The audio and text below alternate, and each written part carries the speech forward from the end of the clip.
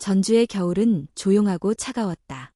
한옥 지붕 위에 내려앉은 눈은 이미 얼어붙어 있었고 골목마다 바람이 스쳐 지나갈 때마다 기와들이 떨리는 소리가 들렸다. 정혜진 교수는 아내가 묻힌 공동묘지로 가는 길에 늘 그렇듯 꽃다발을 들고 있었다. 흰 국화였다.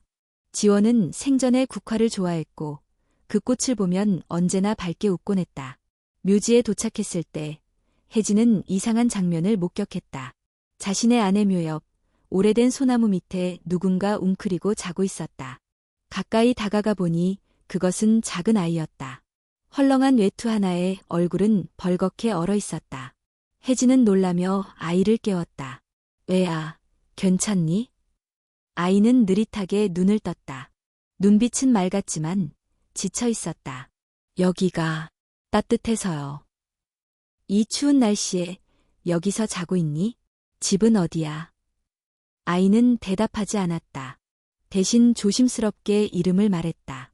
강수아예요. 혜진은 그 이름에 이상하게 가슴이 먹먹해졌다.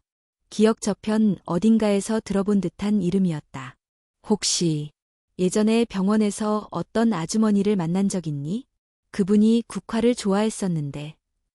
수아는 고개를 끄덕였다. 그 아주머니가 저를 도와주셨어요. 폐렴으로 병원에 누워 있었을 때 밥도 주고 약도 사다 주셨고 손을 잡아줬어요. 그 후로 다시는 못 만났지만 매년 겨울이 되면 여기 오고 싶었어요. 이상하게 여기 오면 그 목소리가 들리는 것 같아서요. 혜진은 말문이 막혔다. 수아는 바로 그 아이였다. 지워지지 않는 기억 속에서 안에 지원이 이야기했던 바로 그 아이. 병원 자원봉사를 나갔다가 어느 날 폐렴에 걸려 혼자 입원해 있던 어린 소녀를 도와줬다고, 나중에 기회가 되면 그 아이를 입양하고 싶다고 했던 이야기. 그 이야기를 꺼내던 아내의 눈빛은 너무도 간절했다. 그러나 그 소망은 이루어지지 못했다. 지원은 갑작스러운 뇌출혈로 세상을 떠났고 아이는 잊힌 줄만 알았다. 하지만 지금 그 아이가 자신의 눈앞에 있었다. 차가운 땅 위에서 국화를 품에 안고 잠들어 있던 이 소녀가 아내가 남긴 마지막 기억의 조각이었다. 혜진은 수아를 데리고 집으로 돌아왔다. 오래된 한옥집, 이제는 사람의 온기가 거의 사라진 공간이었다. 수아는 그 집 안에 들어서는 순간 조심스레 신발을 벗고 마루 끝에 조용히 앉았다. 잠깐만 기다려보렴. 혜진은 부엌으로 가 따뜻한 미역국을 데워왔다. 그리고는 작은 밥그릇에 국과 밥을 담아 수아 앞에 놓았다. 천천히 먹어. 천천히. 수아는 눈을 동그랗게 뜨고는 작은 손으로 숟가락을 들었다. 국 한 입을 삼키고 나서야 비로소 미소 비슷한 표정이 얼굴에 번졌다. 맛있어요. 그 한마디에 혜진의 마음이 무너져 내렸다. 그는 식탁 맞은편에 앉아 수아가 밥을 먹는 모습을 바라보았다. 오랜 시간 동안 아무도 이 집에서 함께 밥을 먹지 않았었다. 지원이 떠난 이후 식탁은 언제나 혼자였고 마른 벽에만 흩어졌다. 그런데 지금 그 자리에 말없이 국을 먹고 있는 아이가 있다. 이 아이는 지원이 남기고 간 무엇일까? 아니면 이 아이가 지원이 보내준 마지막 선물일까? 그날 밤 수아는 마루 옆 작은 방에서 잤다. 혜진은 아내의 책상 서랍을 열어 오래된 일기장을 꺼냈다. 그 마지막 장에는 이런 문장이 적혀 있었다. 나는 언젠가 그 아이를 다시 만나게 될 것 같은 예감이 든다. 그 아이의 눈 속에는 뭔가가 있었다. 세상에 버림받은 사람이 보여주는 눈빛이지만 동시에 아직 완전히 꺼지지 않은 희망의 불씨. 그 아이가 살아있는 한 나는 어쩌면 죽더라도 내 마음을 전달할 수 있을 것 같다. 혜진은 책장을 덮고 조용히 창밖을 내다보았다. 눈은 그쳤고 달빛이 기와 위에 내려앉았다. 그는 알 수 있었다. 그날 그의 삶은 다시 시작되었다는 것을. 정혜진의 집에 강수아가 머문 지 일주일이 지났다. 수아는 조용하고 예의 바른 아이였다. 새벽이면 마당을 쓸고 혜진이 차를 마실 때면 옆에 앉아 묵묵히 책을 읽었다. 혜진은 이런 모습이 낯설면서도 편안했다. 그에게는 오랜만에 느껴보는 사람 소리였다. 지원이 세상을 떠난 뒤로 그는 오직 시간과 침묵 속에 살았다. 하지만 수아의 발소리, 작은 숨소리마저도 이 집을 살아 움직이게 만들고 있었다. 그런 어느 날 서울에서 아들 정민규가 내려왔다. 겨울 방학을 맞아 고향을 찾은 것이었다. 민규는 깔끔한 정장을 입고 세련된 코트를 걸친 채 차에서 내렸다. 그는 대기업에 다니며 빠듯한 일정 속에 살아가는 현실적인 사람이었다. 그리고 무엇보다 감정보다는 논리를 앞세우는 성격이었다. 현관문을 열고 들어온 민규는 낯선 신발을 보고 눈살을 찌푸렸다. 안으로 들어가자 거실 한복판에 앉아있는 어린 소녀와 마주쳤다. 혜진은 차를 내오며 소개했다. 수아라고 해 아빠 친구의 딸인데 당분간 우리 집에서 지내게 됐어. 민규는 인사도 없이 아버지를 따로 방으로 불렀다. 무슨 일이에요, 아버지? 저 아이 누구예요? 말 그대로야. 예전에 내 어머니가 돕던 아이야. 그 아이가 다시 나타났고 나는 외면할 수 없었어. 지금 세상이 어떤지 아세요? 아버지가 아무 관계도 없는 아이를 데려다 키운다 하면 사람들은 뭐라 생각할까요?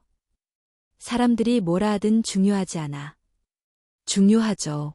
저 아이 정말 아무 사이 아니에요? 혹시 아버지의 과거가... 혜진의 손이 떨렸다. 그는 분노보다 슬픔에 가까운 눈빛으로 민규를 바라보았다. 그 아이는 너희 어머니가 남긴 마지막 소망이야. 너는 그녀를 기억하니? 항상 남을 먼저 챙기고 불쌍한 이를 외면하지 않던 사람. 너는 어머니를 닮았다고 생각했는데 지금은 잘 모르겠구나. 민규는 말문이 막혔다. 차가운 침묵이 두 사람 사이를 가로막았다. 그날 밤 민규는 짐을 정리하며 서울로 돌아갈 준비를 했다. 혜진은 아무 말 없이 거실에 앉아 있었다. 수아는 그런 분위기를 느끼고 일부러 방에 들어가 나오지 않았다. 다음 날 아침 수아는 작은 메모를 남겼다. 죄송합니다. 민폐가 되고 싶지 않았어요. 그동안 정말 감사했습니다. 혜진은 메모를 들고 망연자실했다. 그는 서둘러 수아를 찾아 나섰다. 버스 정류장, 전통시장, 아이들이 자주 모이는 공원까지 샅샅이 돌아다녔다. 하지만 수아는 보이지 않았다. 그는 자책했다. 자신의 우유부단함이 아이를 또다시 거리로 내몬 것이라고. 며칠 뒤 지역 커뮤니티 사이트에 낯선 사진이 올라왔다. 정혜진의 집 마당에서 수아가 책을 읽고 있는 모습이었다. 누군가 몰래 찍은 사진이었다. 제목은 자극적이었다. 명문대 교수의 숨겨진 딸. 한옥집에서 발견된 의문의 소녀. 댓글들은 가관이었다. 불륜의 증거 아님. 그 나이에 딸이 있다는 건 뭔가 수상하다. 가족이란 이름으로 뭐든 숨길 수 있다고 생각하나 봄. 그 글은 순식간에 퍼져나갔다. 지인들조차 진실을 묻기보다 의심의 눈초리를 보내왔다. 민규 역시 기사를 봤다. 그는 아버지에게 전화를 걸어 말했다. 보셨죠? 이런 상황 예상 못하셨어요? 나는 예상보다도 중요한 걸 택했을 뿐이다. 내 어머니가 그랬듯이. 그럼 계속 그렇게 사세요. 저는 빠지겠습니다. 그날 밤 혜진은 처음으로 병원 응급실에 실려갔다. 갑작스러운 가슴 통증, 고혈압과 심장 문제의 복합적인 증상이었다. 의사는 입원과 정밀 검사를 권했다. 하지만 병상에 누운 혜진의 머릿속에는 오직 수아뿐이었다. 어디 있을까? 잘 먹고 있을까? 다시 차가운 바람 속에 홀로 누워있지는 않을까? 한편 수아는 전주의 외곽, 폐역 근처에 있는 작은 쉼터에 있었다. 거기엔 거리에서 지내는 아이들이 모여 지내는 낡은 공간이 있었다. 그곳에서 수아는 아이들에게 연필을 나눠주며 그림을 가르치고 있었다. 좁은 공간의 벽에는 아이들의 그림이 가득했다. 그녀는 자신을 위한 집을 다시 세우는 대신 다른 아이들을 위한 따뜻한 구석을 만들고 있었다.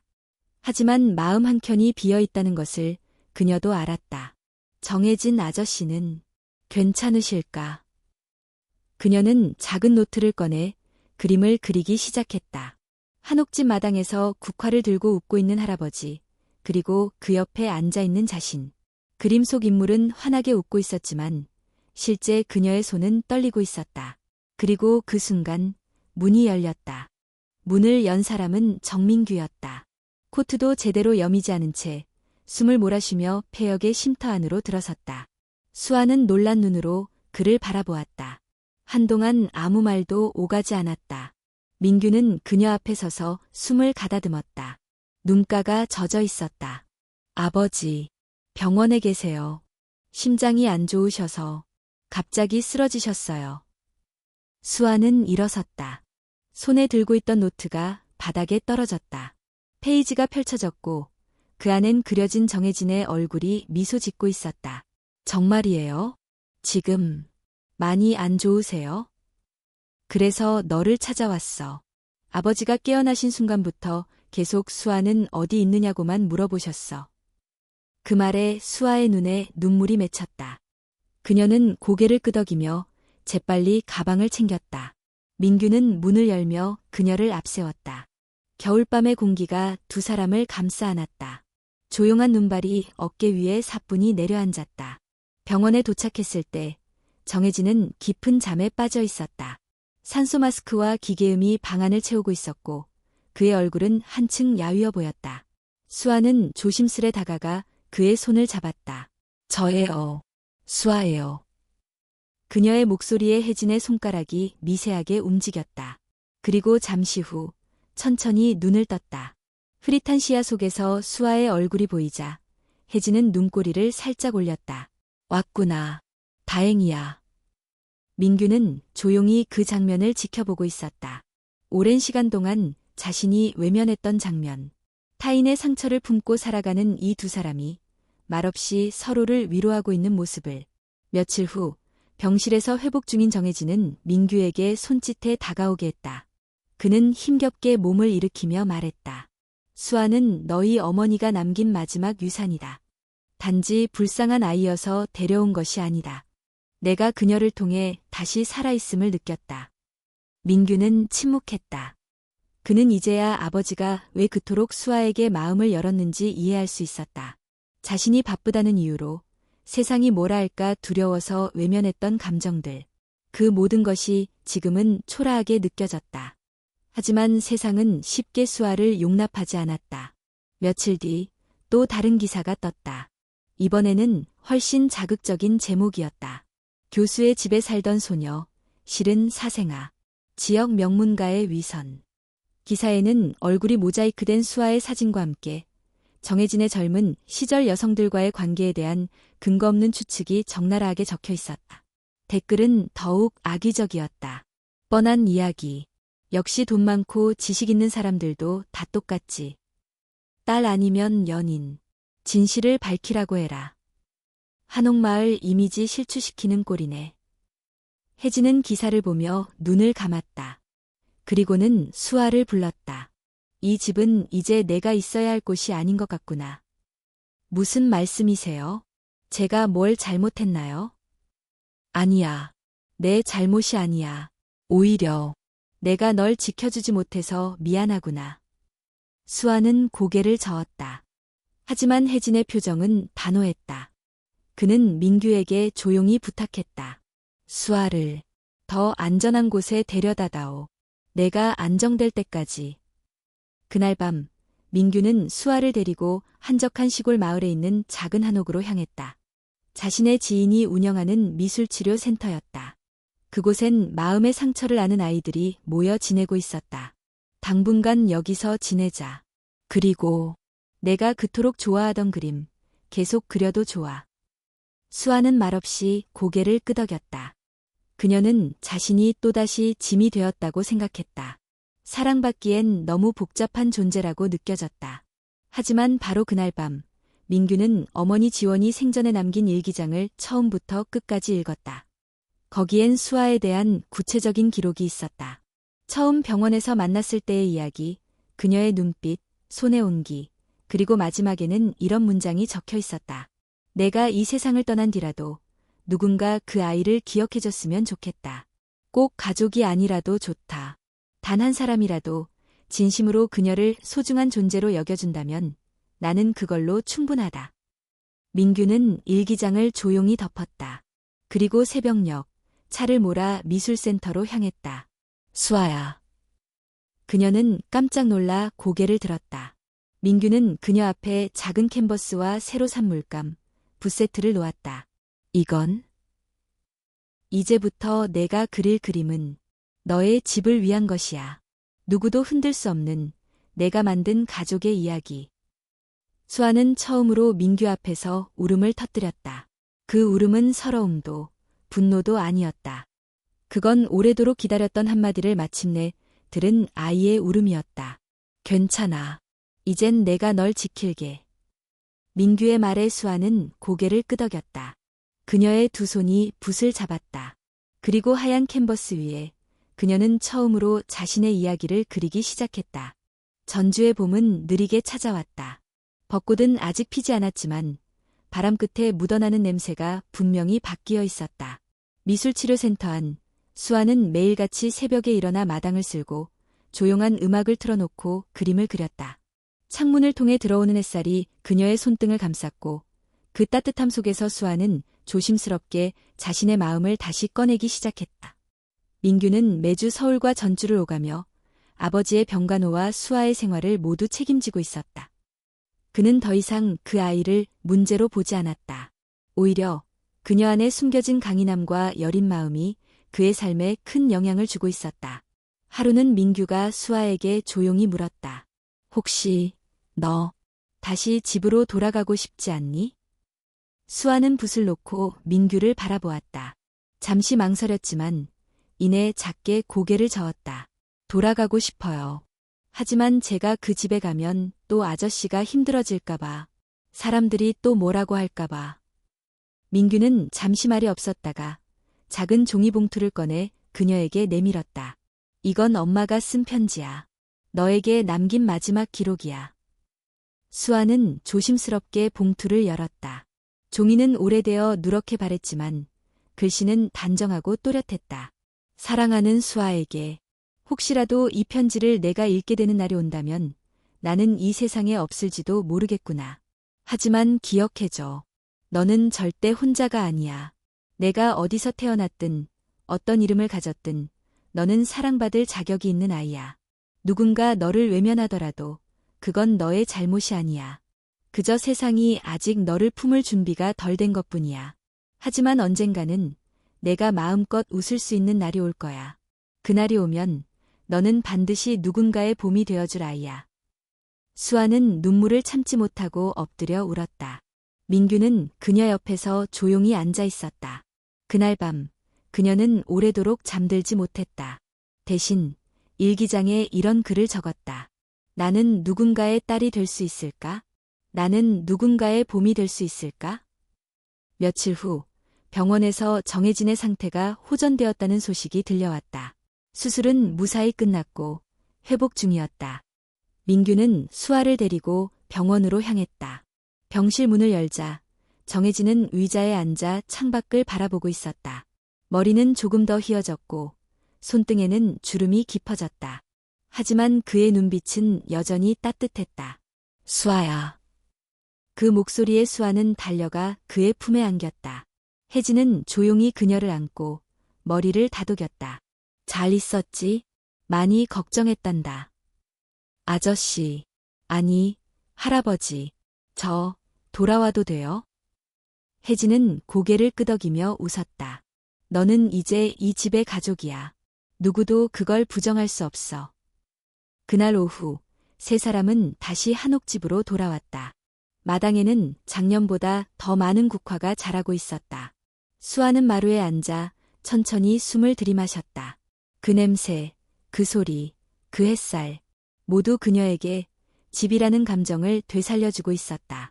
민규는 그날 저녁 정혜진과 진지한 대화를 나눴다. 아버지, 저 수아와 함께 이 집을 지키고 싶어요. 정말 그렇게 생각하느냐? 네, 지금까지 저는 제 입장만 생각했어요. 세상이 뭐라고 말할까, 제 일이 방해받을까, 그런 것들만. 그런데 수아를 보며 깨달았어요. 어떤 아이가 어디서 태어났든 그 아이를 있는 그대로 안아주는 사람이 한 명만 있어도 세상은 조금 더 나아질 수 있다는 거요. 혜진은 아들의 손을 잡았다. 그는 아내 지원이 남긴 마지막 바람을 이루었다는 안도감에 조용히 눈을 감았다. 며칠 후 정혜진은 자신의 집 일부를 어린이 예술 교육 공간으로 개방하기로 결정했다. 이름은 지원 갤러리. 아내의 이름을 딴, 그리고 수아가 이끌게 될 작은 공간이었다. 수아는 처음으로 정식으로 사람들 앞에 섰다. 저는 강수아입니다. 여기에 서기까지 많은 시간이 걸렸습니다. 제 이야기는 특별하지 않지만 이 공간을 통해 다른 아이들의 이야기가 시작되길 바랍니다. 모두가 누군가의 봄이 될 수 있다고 저는 믿어요.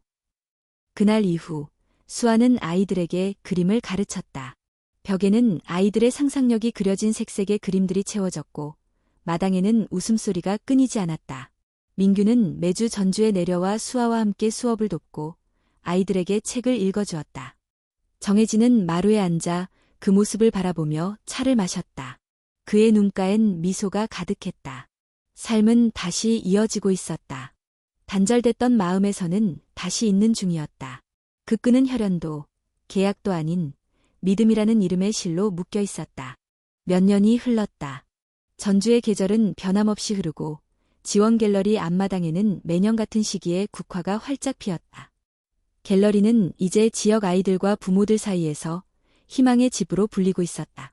아이들은 그곳에서 그림을 그리고 책을 읽고 자신이 누구인지 조금씩 알아가는 시간을 보냈다. 수아는 이제 성인이 되었고 정식으로 지원재단의 대표로서 활동하고 있었다. 조용한 리더였지만 그녀가 아이들을 바라보는 눈빛만으로도 그들은 자신이 소중한 존재임을 느낄 수 있었다. 정혜진은 은퇴 후 갤러리 옆방에서 살며 매일 아침 마당에 국화를 가꾸고 오후엔 아이들과 함께 책을 읽는 시간을 가졌다. 그의 건강은 여전히 좋지 않았지만 삶의 마지막을 이렇게 평화롭게 보내고 있다는 사실에 감사하며 하루하루를 살아가고 있었다. 어느 날 오후 수아는 오래된 창고를 정리하다가 낡은 나무 상자 하나를 발견했다. 상자 안에는 지원의 오래된 수첩들과 함께 밀봉된 흰 봉투 하나가 있었다. 봉투 겉면에는 단 한 문장만이 적혀 있었다. 보낼 수 없는 편지. 수아는 그 자리에서 봉투를 조심스럽게 열었다. 안에는 한 장의 편지가 있었다. 빛바랜 종이 위에는 지원의 부드러운 필체로 이런 글이 적혀 있었다. 사랑하는, 아직 이름을 알지 못하는 너에게. 나는 너를 직접 만난 시간이 길지 않았지만 너의 눈동자 속에 비친 세상을 기억한다. 그 눈은 너무 많은 것을 겪었고 너무 일찍 어른이 되어버린 아이의 눈이었다. 그럼에도 너는 웃었지. 누군가의 손길이 따뜻하다는 걸 기억하고 있다는 듯. 희망이라는 단어가 아직 마음속에 있다는 듯. 내가 너를 품에 안을 수 없다는 사실은 내 생의 가장 큰 아픔이었다. 하지만 나는 믿는다. 언젠가는 누군가 너를 알아보고 너의 손을 잡아주고 너에게 집이 되어줄 거라고. 그날이 오면 부디 잊지 말아줘. 너는 태어난 이유가 있는 아이야. 사랑받을 자격이 충분한 아이야. 그리고 그 누구보다 누군가에게 따뜻한 봄이 되어줄 수 있는 아이란 걸. 수아는 편지를 읽으며 조용히 울었다. 눈물이 종이 위로 떨어졌지만 글자는 그대로 남아있었다. 그것은 그녀에게 남긴 마지막 유언과도 같은 말이었다. 그날 밤 수아는 마루에 앉아 정혜진에게 편지를 건넸다. 할아버지, 이거 할머니가 남기신 거예요. 혜진은 손에 편지를 쥐고 한참 동안 아무 말 없이 가만히 앉아 있었다. 그리고 이윽고 천천히 입을 열었다. 너는 그 편지의 주인이야, 수아야. 주소가 없었지만 결국엔 그 편지는 정확히 너에게 닿았구나. 그는 미소 지으며 수아의 손을 잡았다. 그 손은 여전히 작고 따뜻했다. 오랜 세월이 흘렀지만 그날의 선택은 여전히 그의 인생에서 가장 옳은 선택이었다. 그로부터 몇 달 후 정혜진은 조용히 세상을 떠났다. 잠든 듯 평온한 얼굴이었다. 장례식은 간소하게 치러졌고 수아는 직접 국화를 들고 그의 곁을 지켰다. 그의 묘비에는 이렇게 새겨져 있었다. 정혜진, 사랑하는 남편이자 누군가에게 집이 되어준 사람. 그날 이후 수아는 갤러리 옆 마당 한켠에 작은 나무 벤치를 놓았다.